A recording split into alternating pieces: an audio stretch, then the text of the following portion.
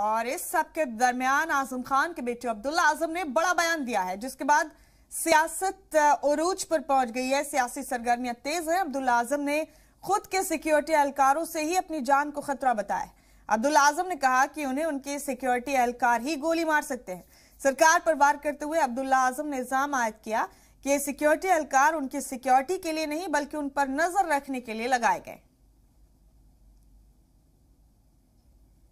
आप मजबूती से चुनाव लड़ो, जनता के बीच जाओ, चुनाव लड़ो। अगर मैं गलत हूं मुझे हराओ, कब मना कर रहा हूं आपसे। भाई आपके साथ अधिकारी हैं, आपके साथ पुलिस है, आपके साथ दो सरकारें हैं, मैं तो अकेला हूं, मेरे साथ तो कोई भी नहीं है। मेरे साथ तो जो पुलिस वाले चल रहे हैं मुझे उन पर भरोसा नहीं है कि वो ही किसी चीज में रख दें या वही गोली मार दें।